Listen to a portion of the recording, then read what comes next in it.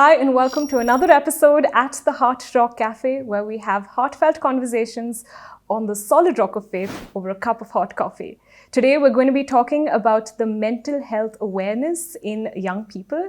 And to have this conversation, we're joined by two fantastic panelists. We have with us Dr. Angeliqueka Rao, who is a medical graduate from Bangalore and is a psychiatrist specializing in children and adolescents in the UK. Thank you so much for joining us. Nice so to great be to here, have you. Rishika.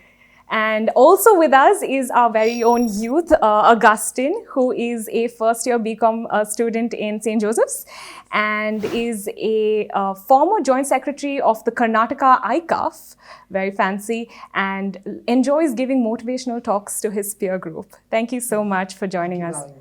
So, Dr. Angeliqueka, as a practicing mental health professional, what are the most common issues that the youth face today, in your experience?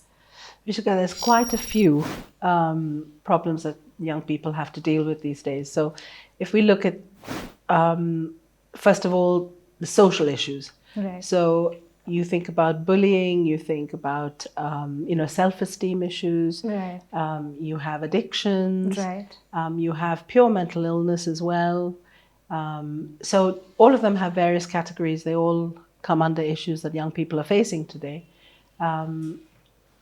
And I think as we go through the program, it'll be good to be discussing those, relating to experiences that Augustine has. Right. But primarily, I think the social pressures and social media are what seem to be gripping the young people these days. Right. Being able to conform, being able to keep up with. Keeping up is a huge thing. It is. Yeah. It is.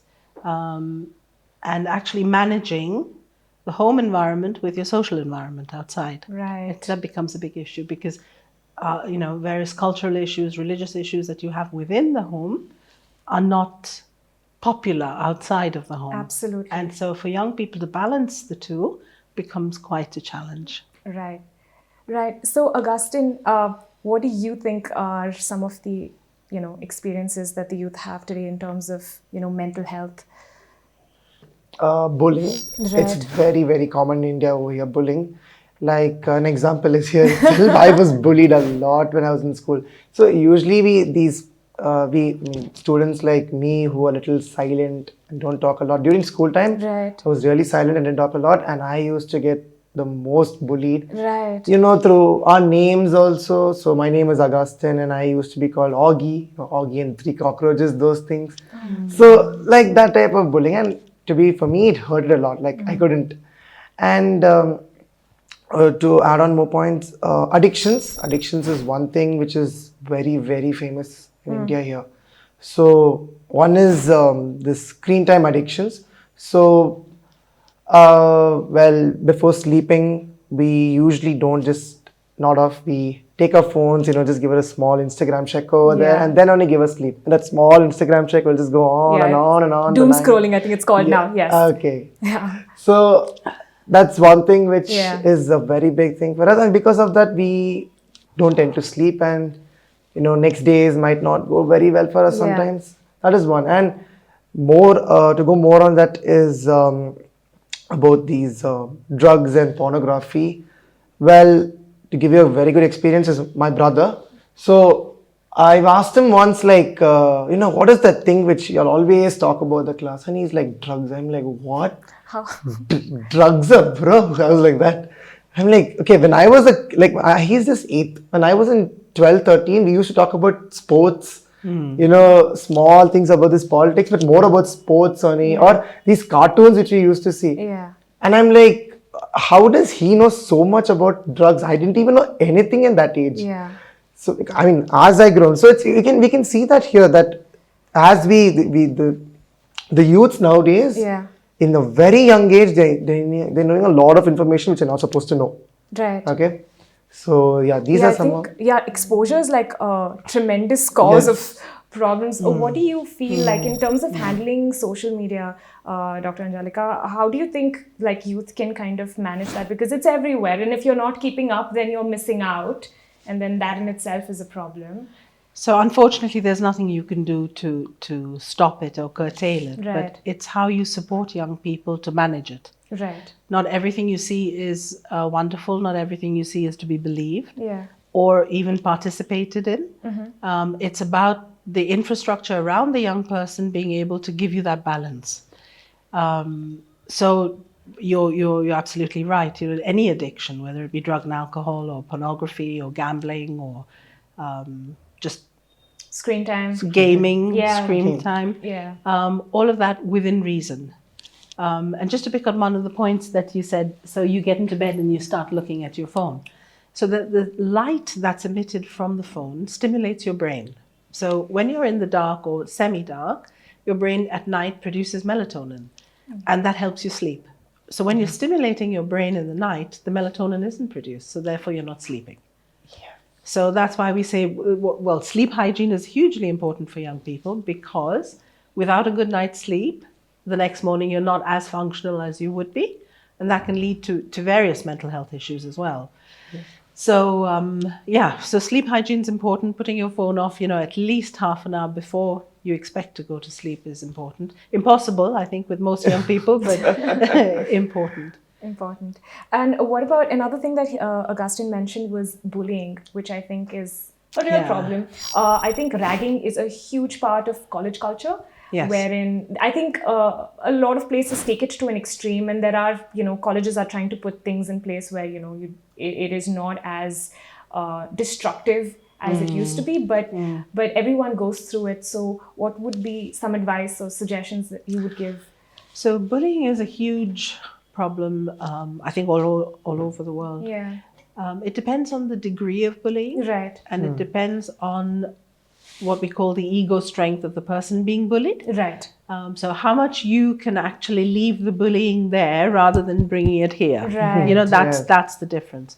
So all of us have been bullied, but there are some young people who sadly believe that putting other young people down makes them feel better. So they'll pick on your vulnerabilities, and that can become a huge issue. There have been very many suicides because of the consistent bullying that permeates all part of a young person's life. So yes, it is an issue. Schools are trying very hard to put things in place, but social media, school's not going to control what you have on Instagram or anything else out of hours, where one person is just targeted all the time. So we have a lot of work to do, in terms of bullying. Ragging, all of us got ragged in college. I mean, sometimes it's a little bit more difficult to manage, but this is a consistent putting down of somebody in all aspects of their life. So that becomes really difficult. I think also an important distinction would be probably to understand, with regard to bullying, how much of bullying is actually bullying versus is somebody just are you taking too much to heart, like what you said, right? And I think Augustine, there's a lot of the youth right now might have a lot of concerns with depression, anxiety, and things like that. So do you have you had conversations with your friends where they've brought things like this up? What's that been like? So when you talk about depression, the first thing which again comes in my head is heartbreaks, because I have a lot of friends who had lots and lots of these heartbreaks. Is the age. Yeah, this is the age. Yeah. I mean, this is the age we don't make our right. We think we're making the right decisions, but sometimes it doesn't go on the right way. So I had a lot of talks on this heartbreaks only. It's bro, I thought she was the one, but she is not the one. And it just starts slowly and then goes emotional. And then on depression, another word which just comes in my head is overthinking. Overthinking is something which gives that graph towards depression, because it's overthinking is when you're isolated. You're in one place, you sit in that corner, you think all the ways in why is she not the one? And did I do something wrong? Or did she do something wrong? And all those things. I'm okay, that's when you need a friend to go in and help him and give him that tap, bro, I'm there for you. Okay, I can solve your problem. I can help you. I can't solve it. I can help you at least. Tell it to me. Right. Because whenever we tell that thing to someone, whatever our problems is, it makes us feel better. It's as if we vomited out something. It's that feel. Right. So adding on to that, adding on to depression, Yeah, this is one of the main things which I've heard. Heartbreaks is one of the things which it comes in first in my head about depression. Adding on to that, I also like, there's also another thing where people say that they are depressed or are feeling anxious, but I'm not really sure if they know exactly what that word entails. So from like a medical or a clinical standpoint, could you maybe Sure. give us clarity on that? Just before I do that, let me go back to Augustine's point. So adolescence and early 20s are the most turbulent time in a young person's life. You've got physiological changes, hormonal changes, social changes, family, there's a lot going on. And on top of that, then to have, you invest in a relationship and it doesn't go right, it becomes very intense. So for young people, emotions are very intense at that age. Yes. So every girl you meet, which might be one every 6 weeks or 8 weeks, is the one. And this is going to be forever till the next one comes along. So, that's how young people are. So every emotion that they feel is so much more intensified. So whether it be bullying or, being told off by your parents or relationships, everything is very intense at that time because of the turbulence of, the phase. So yes, you're right. They do become depressed. Now, what is depression? So I think depression is a term that's very loosely used. Yeah? Oh yeah, you were really depressed, but you're better today. So depression, clinical depression, is not something you have today and you don't have tomorrow. Clinical depression is something that is a chemical change in your brain, which causes various symptoms within, how you function. Right. So it causes functional changes, basically. Right. So if someone is truly clinically depressed, you see a lack of apathy, or they are apathetic rather. So they just don't have the get up and go. They don't want to do it. They can't be bothered. Yeah.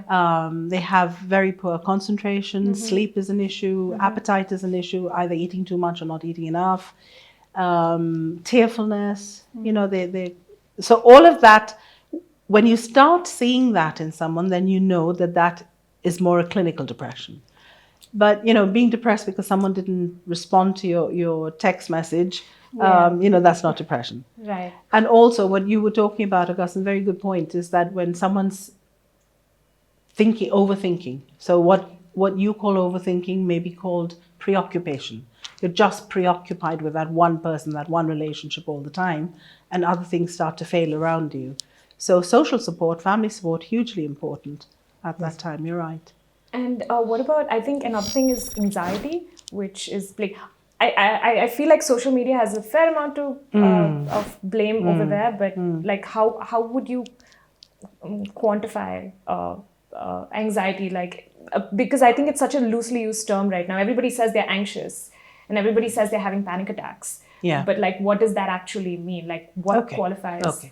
So anxiety is a separate kind of entity in itself. Right. So you can have a generalized anxiety disorder where it permeates all parts of your life, or you can just be anxious before you go on stage, like you were saying earlier, So you do get palpitations, shortness of breath, you start feeling like you're going to be sick, you're sweaty, you're clammy. All of that is the effects of the hormones of anxiety, so the adrenaline pumping in you. Right.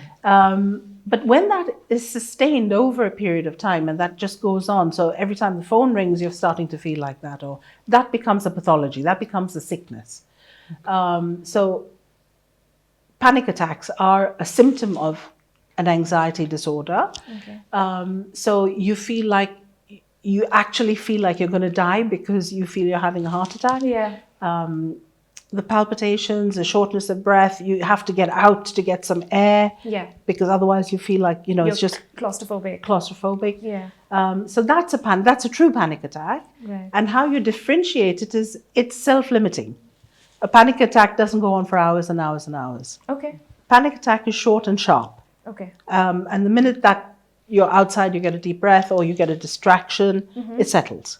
Okay. So those are true panic attacks. All right. And so it's almost dependent on yourself as to what steps you can take to alleviate? Yes, but at the time of having a panic attack, very difficult to pull in Yes, all of I'm that sure. knowledge. Yes. So what we ask young people especially, or anybody with an anxiety disorder, is start practicing. Okay. Whether it be, meditation or yoga or breathing exercises, anything that's just going to bring down that level. And if you practice when you're not anxious, then when you're anxious, it'll kick in. So, yeah. All right. And I think another thing that can, when I think about anxiety, actually, the first thing that I think of is like exams in school and like the pressure to maybe keep up with your friends. And I'm sure, Augustine, you might have plenty. You're still studying. Yes, So yes. exams are a huge part of your, daily. So do you feel like, how do you think the youth right now are coping with that? Like, what are your friends doing? What are you doing? How do you handle pressure? Okay, so in an exam point of view, in degree, I would say we are not the people who were in school, who used to study like 1 month before, 1.5 months before. No, we like 2 days before, 1 day before. That's the goal always. Yeah. But it's like now what I'm seeing is that they are really scared about the exam. They're like, bro, 2 more hours for the exam, 3 more hours for the exam. But they have studied. They have actually studied, but because of this scare and this anxiety, what they study they're forgetting. All right. So that is one thing which is going on right now. And there are some people who just take it too overconfident, and then even though they didn't study, they act like they study, act like they studied something, and they get anxiety on that. I'm like, okay, now which side am I supposed to see? Yeah, right. But I'm a guy who's like this little bit last minute study.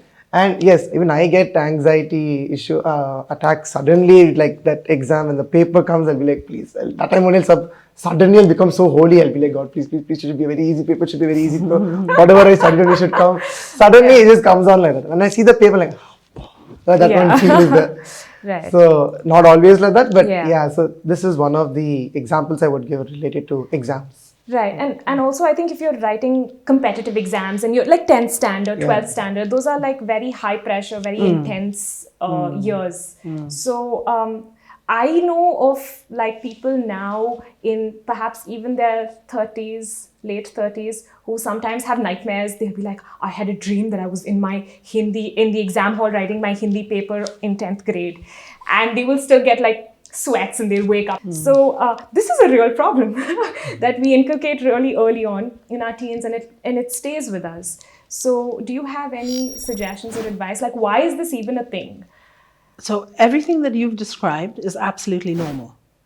So the anxiety you feel, the not preparing enough or preparing just enough, or all of that is very normal. That I wouldn't describe that as an anxiety disorder.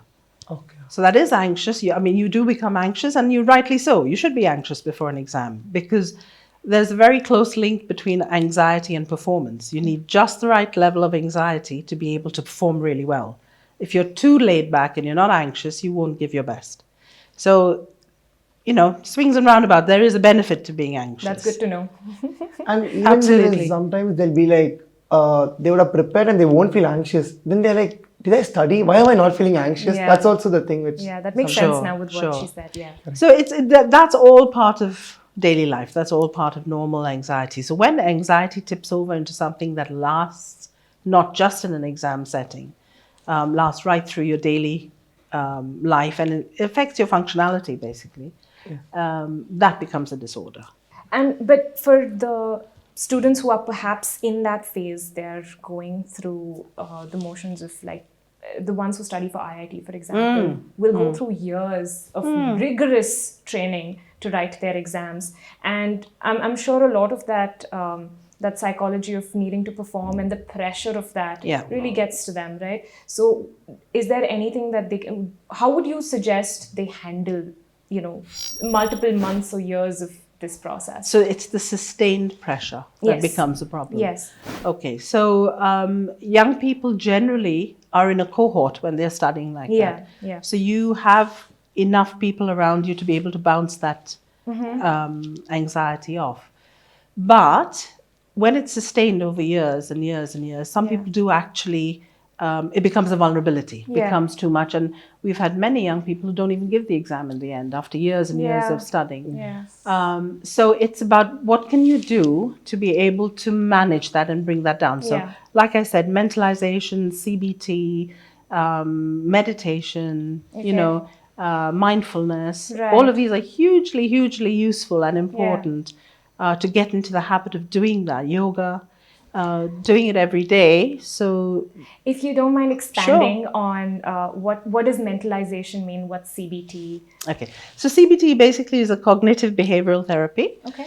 Where you have a counselor, mentor, psychologist, doctor, whoever, who sits with you and looks at the cycle of your reactions. Okay. So an event, a thought, whatever happens initially, how do you then interpret that in your mind? Right. And how do you react to it? Okay. And it's trying to break that cycle. So you Okay. see something and you manage it rather than reacting Right. or having a response to it that could actually be difficult to manage. Okay. So it's about breaking that cycle. Okay. Mindfulness is, I think it's very commonly known, it's about being grounded, it's about putting things in perspective, having Right. conceptualizing what the issues are. Okay. So also the others, it's all about how you accept the stimulation, how you deal with it, how you respond. Okay. All right. So, And for those students who sometimes write these exams, and best case scenario it goes well, but there are a lot of times this is not just for like your 10th, 12th, and maybe your competitive exams well into, say, your after college and in your 20s. People write a lot of these big exams. So if you don't do well, that's a different kind of hit, and I think that's the hit of failure. Right. So I think that's also really, it's a very sensitive, that's a breaking point I've observed in a lot of people as we've gone through college. So what would you suggest? I think that's devastating for someone who's put time and effort into Yeah. it. But it's reality as well. Right. I think things are so competitive these days, 99.5%, and you've got 99.3%, someone Yeah. else is going to get the Yeah, seat. yeah. It's so competitive. But it's being able to manage that and move on and look at other opportunities. And Yeah. rather than, I haven't got through this exam or I haven't got the right score for this exam, Right. so my life's a failure. It's what else can I do? And that takes a lot of strength. That It takes a does. lot of inner strength. So I can't give you a magic formula that's going to help people, but it's Yeah. about being able to boost that inner strength and say, this may not be the right time, this may not be the right opportunity, let's look at other things. Right. But counseling is very good, to help get through that. Family, friends. Right, family and friends are so important, right? So if you have like a really solid family setup, if your home life is secure, and if you can talk to people at home, I think that's a great way to navigate a lot of the Absolutely. social pressures. Absolutely. So on exam results, I would like to give a good personal story of mine on how my life went being in just 18 years old. Can't talk about a lot about that, but still, I'm still 18. Yeah. Okay, so 10th was, a very big year. That they say, right, life-changing year and all that Yes. stuff. And sadly, 10th did not go very well for me. I did not score really well. And that just hit me off. And, it made me feel very low. I won't say I'm depressed. I was really sad. But that time, my mother was like, and that time it was COVID. So I was this first online COVID batch, you would say. Yes. So you wrote your exam online? No, I was the batch who had 6, I was in ICSE. So I had 6 exams and remaining 4 exams I had to skip. Oh, that was the year that COVID hit COVID and we hit. had the, okay. Yeah, we that had was, everything so I shut was down. like the opening batsman for that thing. So back to that. So my mother was like, she's seeing me this low and she's like, you've never opened the Bible. Why don't you give that a go? Try it once. Right. Try to connect with God once. I was like, nah, I'm not going to do all that. I was like that in the beginning, but I was like, okay, I have nothing else to do right now. I'm 24/7 at home. Yeah. Let's give it a try. Okay, done. I take the Bible and I don't know how that sudden connection with God happened. Just going through the books, reading it slowly, reading stories, knowing a lot about from the book of Genesis, Exodus. It's just going on. It's like I'm suddenly getting that feel that I'm getting connected with God. I've never got that feeling before. A sudden feel like as if whatever I decide now, it's going on the right path. That was the stage where it maybe gave me a chance. I didn't know I could cook. And suddenly I was like, I just went to the kitchen. I was like just helping my mother. And now it came to a phase where I can actually cook food. I only can cook food. So I was very happy on that. And second thing, I was like, God, I want to do something unique. I want to be always a bit unique in every way. I'm like, God, what can I do? I want to be like that. And he just gave me, then suddenly an idea came, card magic. Okay. Card magic is something many people don't do because it involves a lot of patience. Because card tricks, for example, hiding a card behind your hand, it takes at least 2 weeks practice. And I am a very impatient fellow. In school time, this exams results only, when I got the results, I was furious. Not even, I was like very angry. I was like, why? Like, go punch the wall and all those, that anger I was. And then when I started doing card magic, out of nowhere, that patience. If I'm not getting the card, I'll be like, okay. I'm not getting the trick, I'll be like, okay, God, help me. Be with me. Try me to get it. Yeah. That patience level just started to increase, and automatically card magic gave me that confidence to go on stage. Now, that was in second PUC, the first time when I did a card magic show. That time I did in a crowd of 500, 600, in a crowd like that. Oh my goodness. Card magic. Okay. So that was your first stage experience? 500 people? That's He's way ahead of us. Absolutely. My first stage experience, 500 people. I don't know. I told you, I was very connected with God and I didn't get any, that scared or anything. And I'm making jokes on 500, 600. And it's like, it's card magic. So card magic is like, it's completely focused on you. All the cameras, everyone's view, it's on a table over here. You do a small mistake, it'll be seen. It'll be seen, completely seen. And I had to do for 20 minutes this tricks. So it was 4 tricks. I had to do it. And it was on Teacher's Day. So I don't know. I was very, very scared at the same time. But if I'm really scared, I'll mess it up. I know that. But still, I just went with the flow. Just, on big prayer and all I was doing. And it actually went on really well. Yeah. And that was the starting step for me of confidence.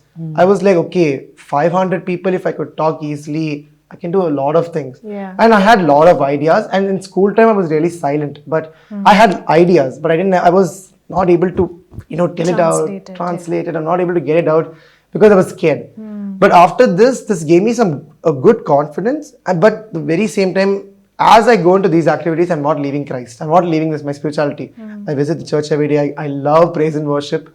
And it has come to a stance where in my college, a group, my friend circle, I'm very happy to get into this friend circle. We are starting a new thing called Revival. So Revival is called a phase where you can just come and talk about what you feel. It'll be like a circle. We all sit in a circle. We come and share about our problems on what are we facing right now, and that will be in that circle. It is confidential. We will not, spread the news out of it. Yeah. But that is a place where, you might be thinking like you're the only one who has that problem. Yeah. But you would not know that everyone over there is having that problem. Right. So that's a very good thing, which we as a group, all of us took an initiative.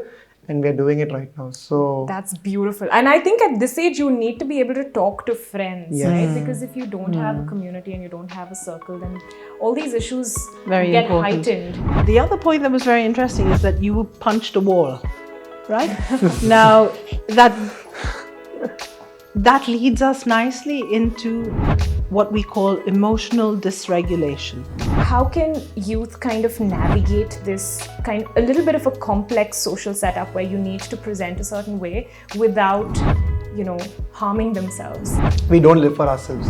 It's not like we should be always towards the society. How I want the society to accept me. Yes, accept me. In the cases where these things or the rejection or failure or all of these negative emotions get taken to the extreme, how would you suggest we can support people, or how do we handle? Like if I tell I like a girl, will anyone go tell their mother, "Ma, I like this girl, she looks very pretty, show her Instagram handle"? No. I was a guy who actually went and I showed my mother, "Ma, this girl looks very nice, ma. She's also a Malayali." I don't know. And with this, we reach the end of our first segment. We have a lot more to cover, so stay tuned. The next episode will be out soon. And until next time, signing off from Heart Rock Cafe, where we have heartfelt conversations on the solid rock of faith over a cup of hot coffee.